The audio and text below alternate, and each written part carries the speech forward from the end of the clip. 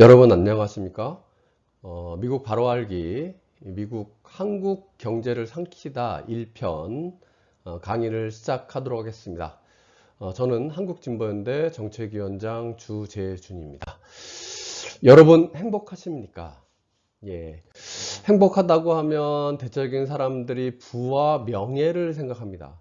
하지만 하버드 대학교에서 연구한 결과 1935년부터 75년 동안 700명을 추적한 결과 네 번째 연구 총괄 책임자는 이런 결론에 이르렀습니다. 인간이 행복하고 건강하게 만드는 것은 명예와 부가 아니라 좋은 관계다는 거였습니다. 행복하고 건강한 삶의 조건은 사회적 연결이 매우 좋고 고독은 해롭다는 겁니다. 그리고 관계에서도 친구의 수가 아니라 관계의 질이고 좋은 관계는 사람 몸뿐만 아니라 사람의 마음에도 좋다 이런 얘기를 했고요. 한 개인과 사회가 행복하기 위해서는 적어도 경쟁하지 않고 어울려 살고, 두 번째는 소비를 좀 덜 하는 대신에 자아 실현을 위해서 노동을 해야 하며, 폭력과 폭언에 노출되지 않고 존엄한 삶, 안정적인 삶을 사는 것이 바로 행복의 조건이다 라는 것을 밝혔습니다. 그런데 우리나라 사회는 어떨까요? 그렇지 않습니다. 한국 사회의 본 모습을 보면 끊임없이 경쟁을 시키죠. 경쟁의 결과로 OECD 국가 중에서 가장 실노동 시간이 많은, 평균보다 훨씬 더 월등히 높은 노동 시간을 자랑합니다. 반면 소득으로 보면 평균의 아래치에 존재합니다. 그러니까 열심히 일하는데 소득은 적죠. 그러니까 불행해질 수밖에 없습니다. 결과적으로 노인 빈곤율이 거의 46%, 두 분 중에 한 분은 빈곤 노인이다 이렇게 얘기할 수 있고요. 그러다 보니까 자살률도 전 세계 타해 추종을 불가한 상황으로 10만 명당 자살 인구가 24명 정도가 됩니다. 엄청나게 높은 수준입니다. 이렇게 되니까 결과적으로 한국 사회가 매우 불평등한 사회가 됐습니다. 대표적인 불평등 지수인 피케티 지수, 베타 지수가 한국 사회가 지금 8.8에서 지금 최근에는 9까지 올라가 있는 상태고요. 높으면 높을수록 불평등한 사회인 거죠. 프랑스 혁명 당시의 베타 지수 피케티 지수가 7점이니까 이게 엄청나게 높은 수준이고요. 자본주의 역사상 가장 심각한 상황이다 이렇게 얘기되고 있습니다. 어떻게 해서 이런 수준까지 왔는지 우리가 좀 살펴봐야 할 텐데요.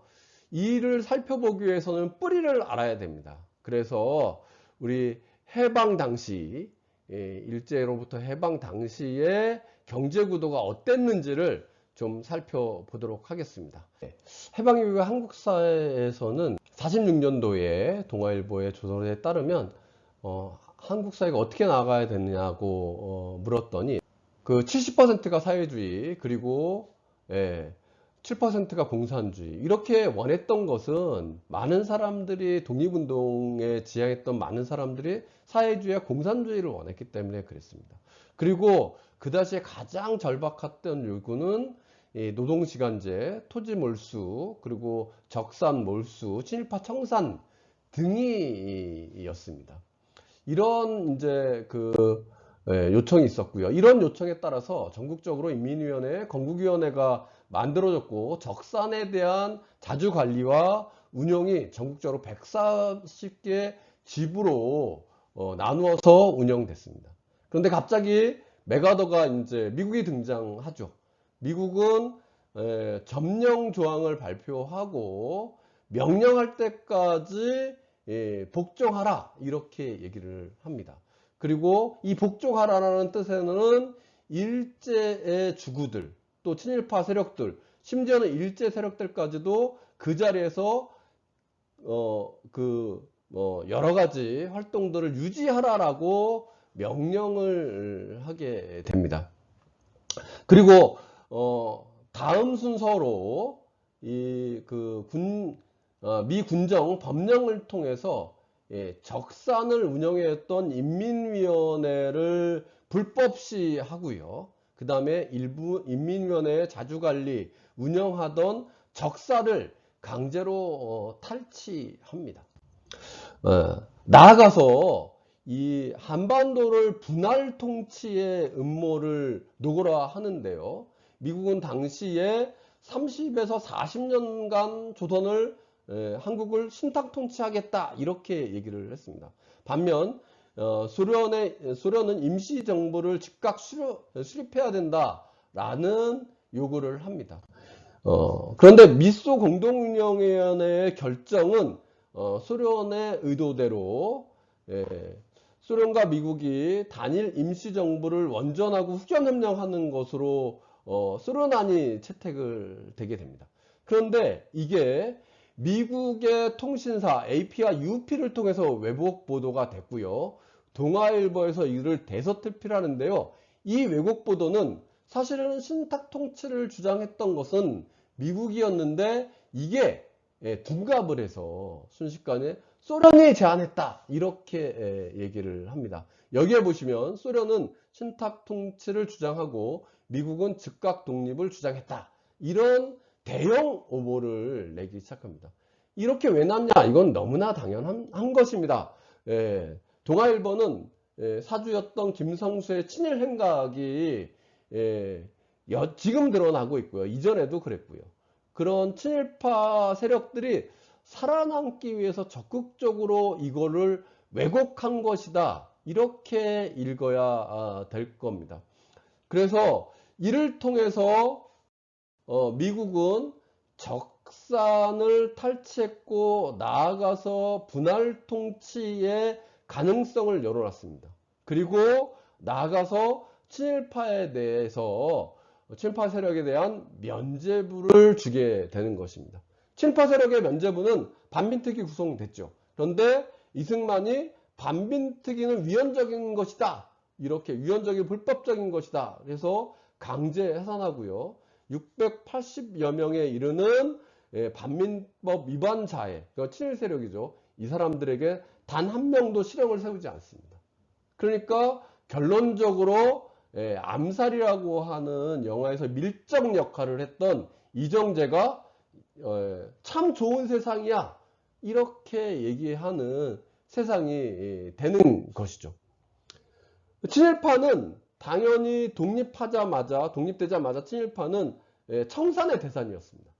그런데 이 반탁이냐 찬탁이냐라고 하는 논쟁 속에서 왜곡 보도를 근간으로 하여 반탁 운동을 했고 그것을 통해서 신분 세탁이 돼서 애국자로 등갑이 됩니다. 반면 독립운동에 나섰던 여러 독립운동가는 이 찬탁이라고 하는 즉각 독립이라고 그러니까 일정 정도의 미소의 후원과 원조를 통해서 독립이라고 하는 주장을 했던 독립운동을 했던 사람들은 민족 반역자와 매국노로 내몰리게 됩니다. 이렇게 해서 친일파의 완전한 변신이 이루어지고요.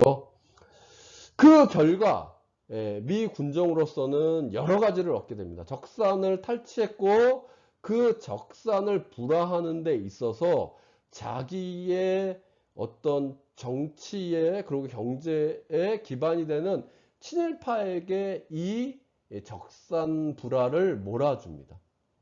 어떻게 몰아주냐? 적산의 가격도요. 당시의 공시 가격의 50% 뿐이 안 되고요. 일시금으로 이것을 사는 것이 아니라 10에서 15년 정도의 분할 상환을 조건으로 했습니다. 당연히 해방 15년간 물가 폭등이 특히 이제 물가 폭등이 300배에 이르거든요. 그러니까 원화의 가치, 당시의 돈의 가치는 마구 떨어진 거죠.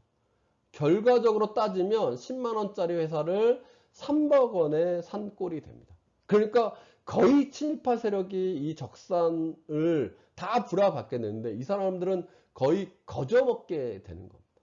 대체적으로 지금의 삼성이 조선화재, 조선생명, 그리고 미쓰코시 백화점이 되고요. 그 다음에 현대가 조선이영금속 인천공장, 이게 인천제철이 됩니다. SK가 성경물상, 그리고 두산이 소화 기린맥주 등등을 불화받게 돼서 결국 지금의 재벌의 어떤 토대를 마련하게 되는 결과였습니다. 그리고 두 번째로 이 무상 원조를 주게 됩니다. 미국에 무상 원조를 주게 되는데, 무상 원조를 받게 되는데요. 이 무상 원조를 받게 되면 이 기금은 한국 마음대로 쓸 수가 없었습니다. 그거는 미국은 세계 2차 대전 이후에 대외 원조 과정에서 공여 조건에 따라서 피원조국 정부가 원조기금을 쓸 때요, 그 원조기금에서 나온 돈을 별도 특별 계정으로 적립하게 했습니다. 이거를 대충자금이라고 하는데요. 이 대충자금을 쓸 때는 반드시 미국의 사실상의 허가를 받게 했습니다. 결과적으로 무상 원조를 하고요. 무상 원조로 판 기금이 마련되면 그 돈이 마련되잖아요. 그 돈으로 미국은 자기의 무기를 구입하게 하는 그 결과를 낳게 됩니다. 결과적으로 이 무상 원조는요, 말이 좋아 무상 원조지 한국의 농산물 기반을 완전히 붕괴시켰습니다. 주로 면, 방직, 설탕, 밀가루를 다수 수입하게 되면서 이 미국으로서는 잉여 농산물이죠. 남는 겁니다. 그 잉여 농산물을 원조하면서 결국은 한국의 농업 기반이 완전히 붕괴되고요. 밀산업은 지금도 거의 없는 거죠. 그리고 이 소비재를 가공해서 파는 사람들에게는 특혜가 주어진 거죠. 그리고 이 대충 자금으로 결과적으로 미국의 무기를 사다 오는 초기에 어떤 이제 미국의 지배 체계를 만들어내는 결과를 낳게 됩니다. 원조는 지속적으로 확대되고요. 그 다음에 국내 부제품보다 더 많이 도입을 하게 됩니다. 이건 미국의 필요에 의해서, 미국의 가격 안정을 위해서, 가격 폭락을 막기 위해서 하는 것이니까 당연히 우리의 요구보다는 미국의 요구에서 결과로 이렇게 낳게 됩니다. 원조 물자를 받은 재벌들은요, 결과적으로 엄청난 그 큰 이익을 보게 되는데요. 당시에 이병철의 삼성물상, 정주영의 현대상운, 넉키 구인의 이게 LG가 되는 거죠. 반도 상사가 소비재 수익을 다 독점하게 됩니다. 그런데 물가가 폭등하는 거거든요. 그러니까 결과적으로 삼성물산 같은 경우는 51년에 창립됐는데 3억 출자해서 결국 다음 해에 20배인 60억을 벌게 됩니다. 엄청난 이득을 보게 되는 거고요. 인플레로 추가적인 돈을 벌게 됩니다. 55년부터 56년 사이에 인플레가 무려 65%가 폭발적으로 진행됐는데요. 이러다 보니까 싼 이자를 가지고 대출 받아서 이것으로 물건을 사면 거의 이 대출 이자가 당시에 14% 뿐이 안 됐다는 거니까요. 그러니까 무조건 51%의 남는 장사를 하게 되는 도깨비 방망이 같은 거였습니다. 이렇게 해서 원조를 통해서 또 다른 부를 쌓게 되고요. 다음으로는 이제 농지개혁을 시작합니다. 농지개혁은 사실은 이승만 정권은 하려고 하지 않았어요. 그런데 46년도에 북이 빠르게 무상몰수와 무상분배를 하니까 그 소식이 남쪽으로 전해지는 거죠. 아까 제가 처음에 말씀드렸을 때 그 해방 당시의 인민들의 다수의 요구는 토지의 무상몰수, 무상분배였거든요. 예. 그런데 그게 계속 뒤처지는 거죠. 그러니까 예, 당시의 인민들의 요구가 높아졌고, 그러다 보니까 결국은 밀려서 49년도에 농지개혁을 예, 드디어는 시작됩니다. 그런데 아시다시피 49년도에는 어떤 해예요? 예, 바로 예, 전쟁이 직전이죠. 그러다 보니까 50년에 전쟁이 발발하고 또 농지개혁이 늦어집니다. 그리고 전쟁이 끝난 다음에도 농지개혁을 시작하는데 이 파는 사람과 사는 사람 조건들이 이거는 실제로 소작농을 농지개혁을 통해서 자가농에 되게 하는 방식이 아니었습니다. 이 방식이 어땠냐면 파는 사람은요, 3정보 이상은 지가 증권, 그러니까 수표를 나눠준 거고요. 사는 사람은 평년장에 1.5배를 가지고 5년간 나눠서 산원하게 했습니다. 그런데 사는 사람 입장에서 보면 이 농산물 가격이 폭락해요. 그럼 평년장에 1.5배를 만들 수가 없겠죠. 그러니까 당연히 이 사람을 5년간 이걸 유지하는데 당연히 이 돈을 갚을 수가 없습니다. 그러니까 소작용으로 다시 전락하는 결과를 낳게 되고, 57년도에 농지개혁의 마무리 시점을 보면 소작농이 26%나 됩니다. 농지 배분율도 결국 38%, 39%에 머물기 때문에 결과적으로 농지개혁이 실패하게 되는 결과를 낳게 됩니다.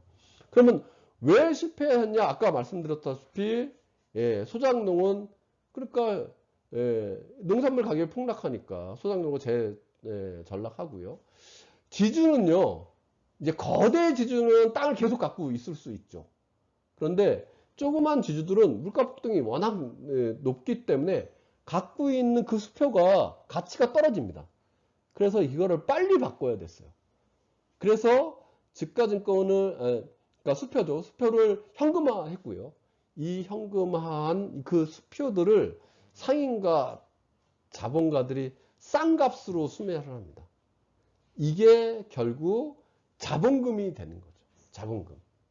재벌들의 자본금이 돼서 결과적으로 이 농지개혁은 실패하게 되는 결과를 낳게 됩니다.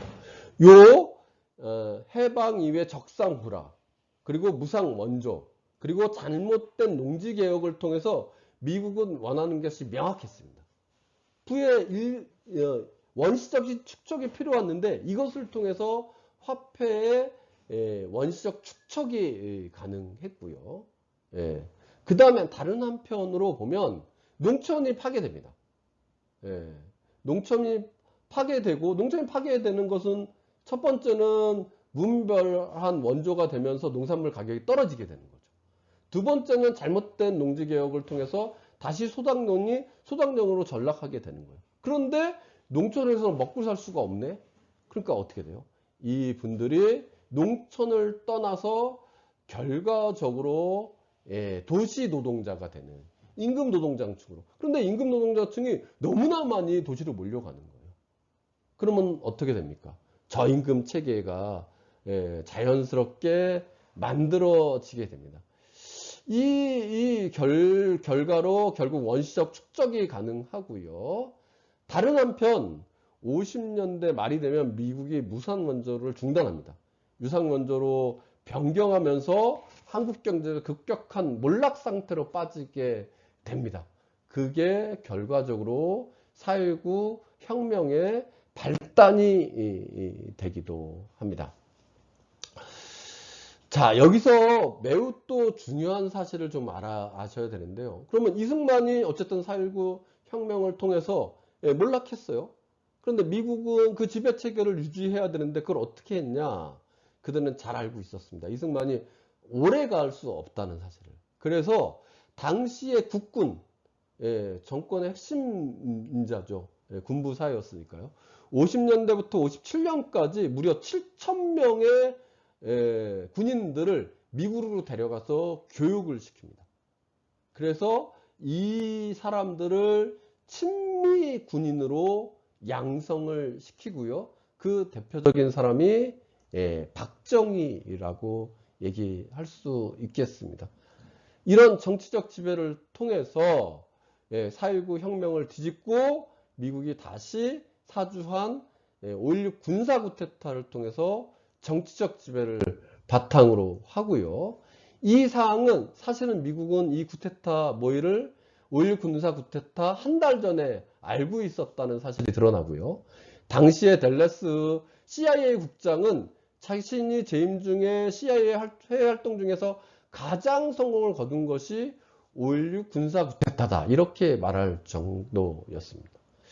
왜 이렇게 빨리 그 미국이 4.19 혁명을 두려워했고 사실상 5.16 군사 쿠데타를 사주했냐는 것을 보면 세계적으로 보면 당시에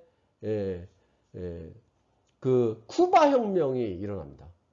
그러니까 쿠바 혁명이 자기 이제 코앞에서 쿠바 혁명이 딱 있으니까 이렇게 하다가는 자칫 4.19 혁명이 반미 혁명으로 확장될 수 있다고 하는 두려움, 불안감에서 결과적으로 이 5.16 군사 쿠데타를 사주한 것이고 그 사주한 5.16 군사 쿠데타를 바탕으로 미국은 경제적 지배를 확장합니다.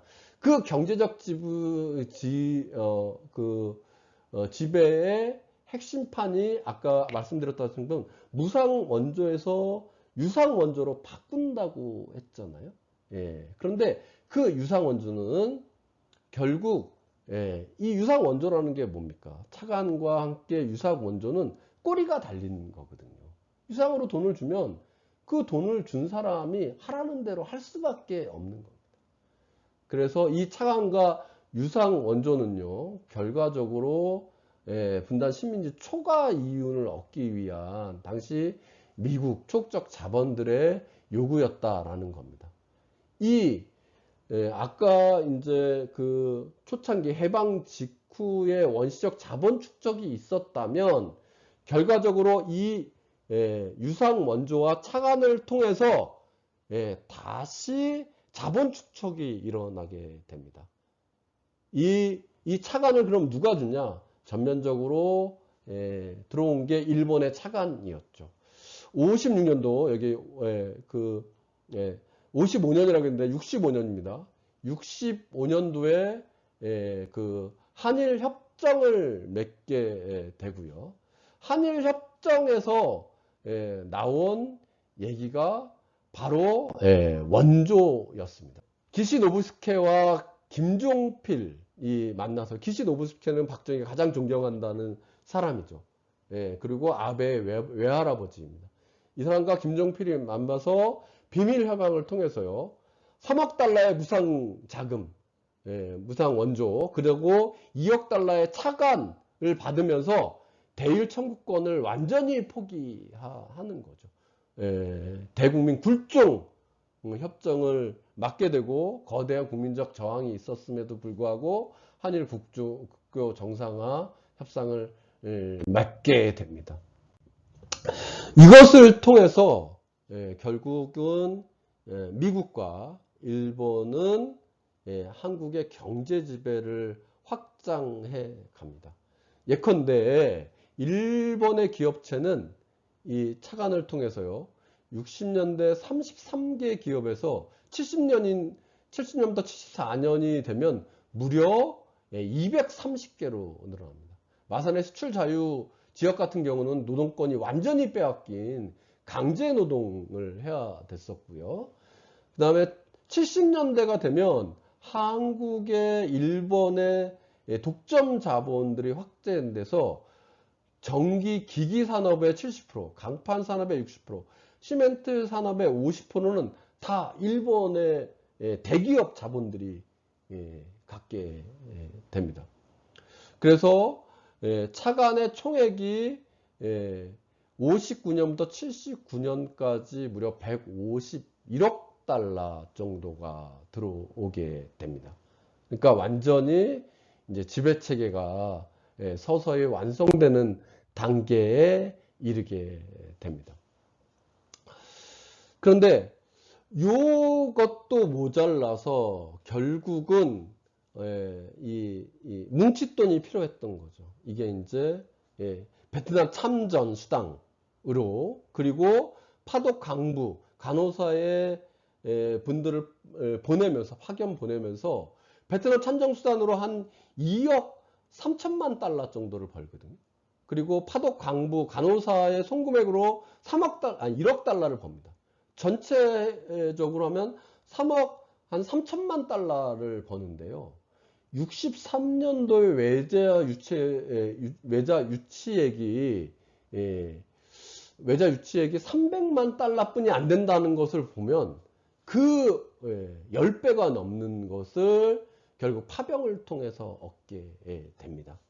그러니까 결국은 이 자본 축적을 또 다시 이루게 됩니다. 이 자본 축적으로 누가 그 힘을 갖게 되냐? 재벌이 갖게 되고요. 그 재벌의 기득권은 결국은 차관이라고 하는 미국과 일본이 갖게 되는 겁니다.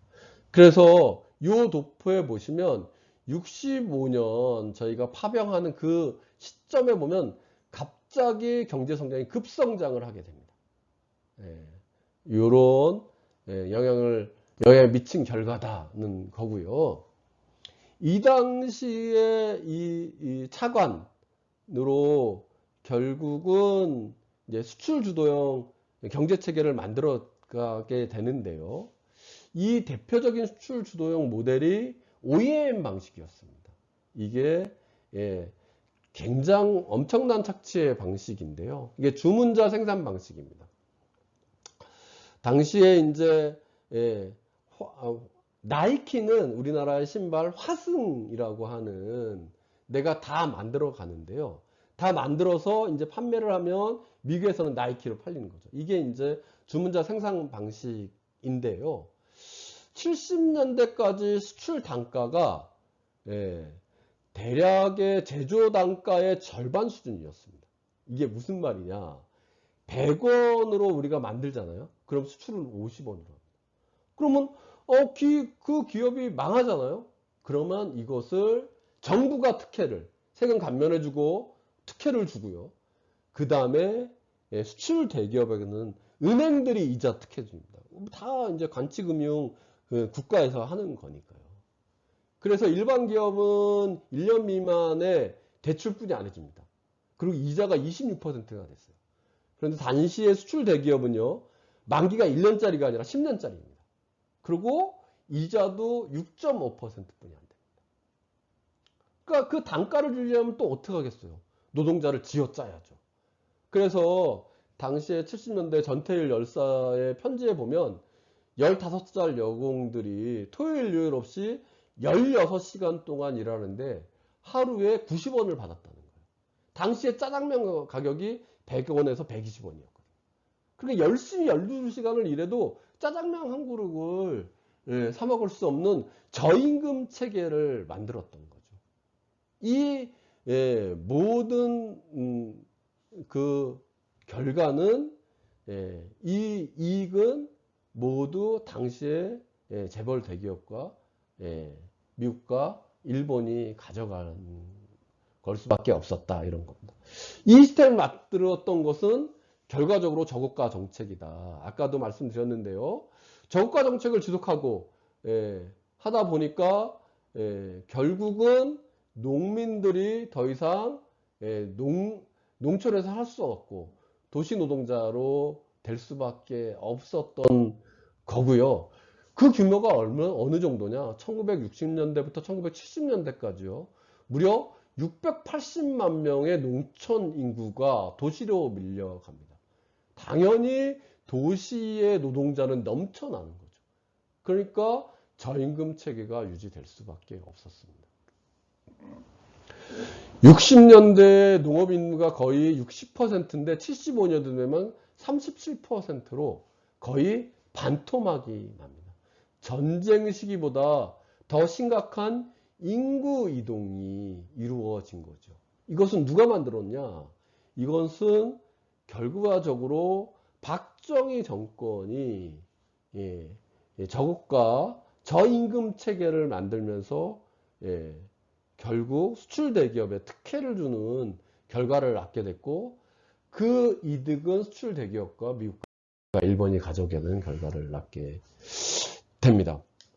70년대는요, 이제 중화학공업의 진출도 굉장히 빨라집니다. 그것도 이유가 있는데요. 60년대 수출은 주로 일본이 임금이 굉장히 빠르게 상승하니까요. 결국 경공업, 신발, 섬유 등 경공업이 수출 경쟁력이 일본이 떨어집니다. 그러니까 60년대는 경공업으로 수출 경쟁력을 갖추고요. 저임금 체계로. 70년대가 되면 73년이 이제 석유 파동을 겪게 됩니다. 그러면서 조선업과 철강산업이 굉장히 급락하거든요. 그러니까 이 틈을 타서 결국 중공업으로 발전하게 되는 그런 정책을 쓰게 되는데요. 우리도 중공업 정책에 각종 특혜를 주게 됩니다. 전 세계적인 차원으로 보면 70년대 초반 중반까지 엄청난 자본주의의 호황이 있었습니다. 이것은 이유가 있었는데 세계 1차 대전, 2차 대전을 마치고 나서 독일과 영국군이 엄청나게 파괴되고 많은 사망자가 있습니다. 그러니까 복구가 해야 됐죠. 많은 돈이 필요가 있습니다. 공장을 막 가동해야 됐습니다. 그리고 또 한국전쟁이 있게 되고요. 그 다음에 쇼윈도 국가, 특히 독일과 일본, 한국 같은 데가 자본주의 체계가 사회주의 체계보다 더 유능하다라는 것을 보여주기 위해서 각종 특혜를 줍니다. 우리나라처럼. 무상원조, 유상원조, 차관을 제공하면서 막 살게끔 하게 하는 거죠.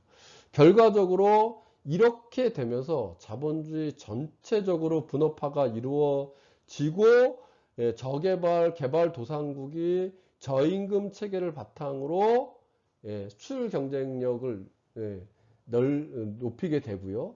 미국으로서는 이 싼 공산품이 들어오면서 저물가 체계의 경제 성장률이 굉장히 빠르게 되는 결과를 낳게 됩니다.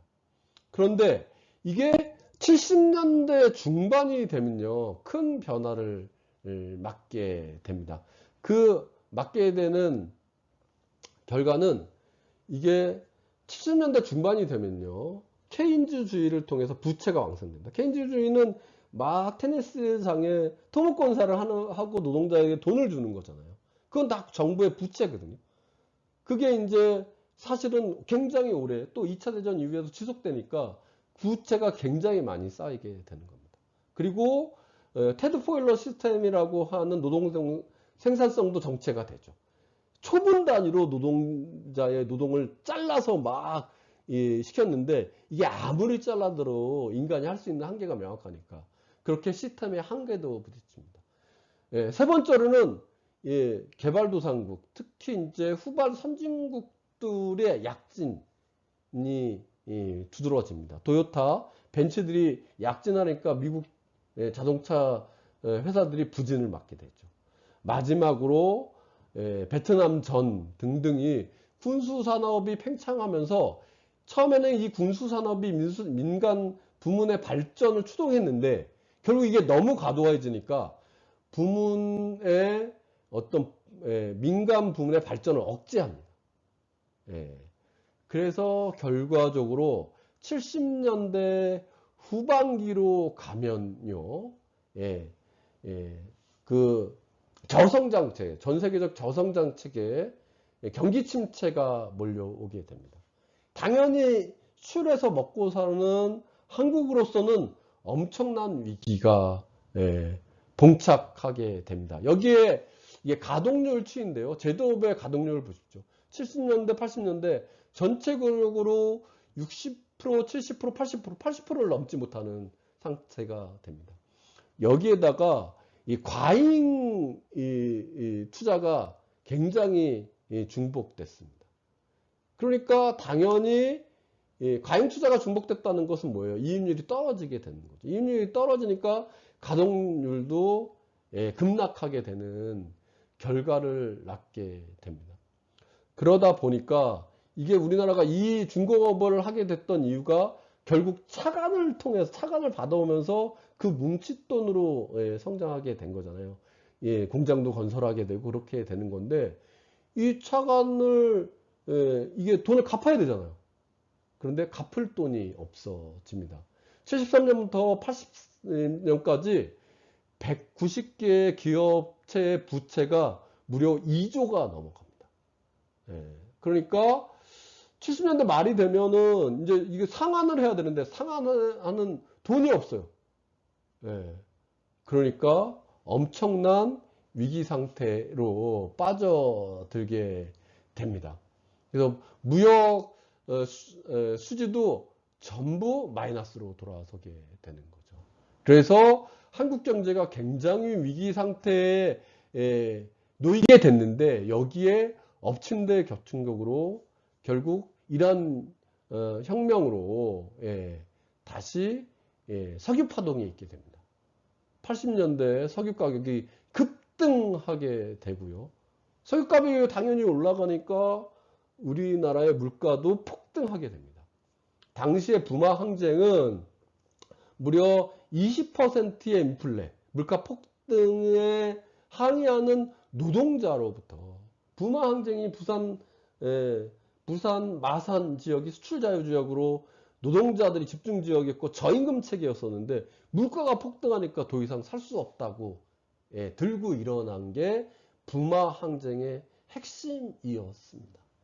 그래서 결과적으로 굉장한 위기 상태에 빠지고 당시의 전태일 노동자, YH 노동자들이 다 이런 맥락에서 거대한 분노의 표출이 일어났던 것입니다. 그렇게 해서 결국 해방 이후에 이 80년대, 70년대 말 80년대까지 이 미국을 이유로 해서 결과적으로 재벌을 키웠고 친일파를 득세시켰고 재벌을 키웠고 그 피땀은 노동자의 착취로부터 나타났다. 이렇게 말씀드릴 수 있겠습니다. 예, 여기까지 미국 한국 경제를 삼키다 1편 강의를 마치도록 하고요. 2편 당연 이어가도록 하겠습니다. 수고하셨습니다.